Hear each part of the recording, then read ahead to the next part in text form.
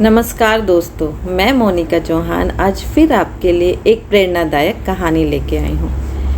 एक बार एक प्रसिद्ध डॉक्टर जिनका नाम स्टीफन था अपनी एक मेडिकल कॉन्फ्रेंस के लिए जा रहे थे।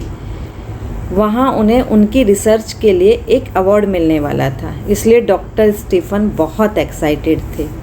हवाई जहाज़ की आधे घंटे की उड़ान भरी ही थी कि जहाज़ के पायलट का अनाउंसमेंट होता है कि किसी तकनीकी खराबी के कारण जहाज़ को नज़दीकी वाले एयरपोर्ट पे उतारना पड़ेगा। डॉक्टर स्टीफन घबरा जाते हैं। उन्हें लगता है कि अब शायद वो अपनी कॉन्फ्रेंस में समय से नहीं पहुंच पाएंगे।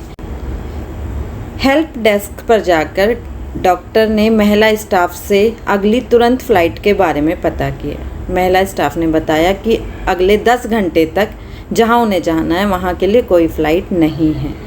महिला ने उन्हें सलाह दी कि वो यहां से एक रेंट पे कार लेकर जहां उन्हें जाना है वो यहां से 3 घंटे की दूरी पर है, वहां उस कार से जा सकते हैं।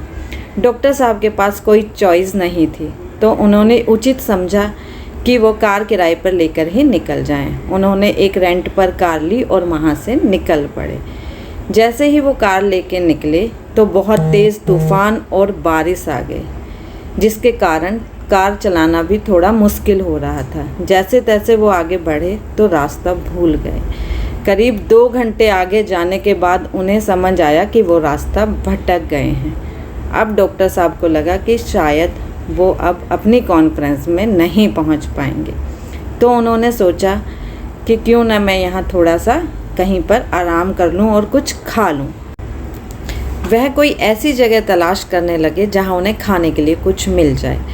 तो वो थोड़ा आगे चले ही थे, उन्हें एक टेंट हाउस, एक झोपड़ी, छोटा सा घर दिखाई देता है। डॉक्टर साहब अपनी कार से उतरते हैं और उस घर का दरवाज़ा खटखटाते हैं। अंदर से एक बूढ़ी औरत आती है और दरवाज़ा खोलती है। डॉक्टर ने उन्हें अपनी सारी सिचुएशन बताई कि वो रास्ता भटक गए हैं और उन्होंने आग्रह किया कि वो एक फ़ोन कॉल करना चाहते हैं। बूढ़ी औरत ने कहा कि उनके पास फ़ोन की सुविधा नहीं है और उस बूढ़ी औरत ने डॉक्टर से आग्रह किया कि कृपया आप अंदर आइए और कुछ खा लीजिए। डॉक्टर ने उनका आग्रह स्वीकार किया और अंदर चले गए। बूढ़ी औरत ने उन्हें गरम गरम चाय और गरम गरम नाश्ता दिया। चाय देने के बाद बूढ़ी औरत ने डॉक्टर से कहा कि आप चाय पीजिए, मैं अपनी पूजा प्रार्थना ख़त्म करके आती हूँ। घर में बिजली नहीं थी। मोमबत्ती की हल्की हल्की रोशनी में डॉक्टर ने देखा कि बूढ़ी औरत एक के बाद एक प्रार्थना जाप किए जा रही है। डॉक्टर के दिमाग में आया, मन में आया कि वो उनसे पूछे कि वो किस चीज़ से परेशान है, किस चीज़ के लिए इतनी प्रार्थना कर रही हैं। तो वो उनकी प्रार्थना ख़त्म होने का इंतज़ार करने लगे। जैसे ही बूढ़ी औरत की प्रार्थना ख़त्म हुई, डॉक्टर ने तुरंत उनसे पूछा कि क्या मैं आपकी कोई मदद कर सकता हूँ, आप क्यों परेशान हैं। बूढ़ी औरत हल्की से मुस्कुराई और कहने लगी कि वैसे तो ईश्वर मेरी सारी प्रार्थना स्वीकार करते हैं, मेरी सारी परेशानियों को दूर करते हैं, लेकिन पता नहीं आज वह क्यों मेरी प्रार्थना सुन नहीं रहे हैं और मैं कुछ समय से उनसे एक ही प्रार्थना कर रही हूँ।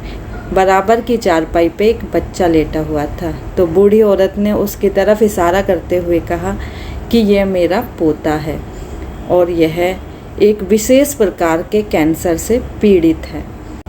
केवल एक डॉक्टर है जो मेरे बेटे को, मेरे पोते को ठीक कर सकता है, लेकिन वो यहाँ से बहुत दूर रहते हैं, जो कि मेरी पहुँच से बाहर है।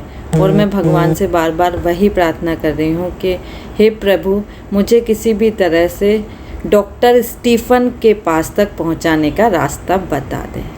बुढ़िया की बात सुनते ही और अपना नाम सुनते ही डॉक्टर की आंखों से आंसू बहने लगे और वो कहने लगा कि भगवान की महिमा अपार है।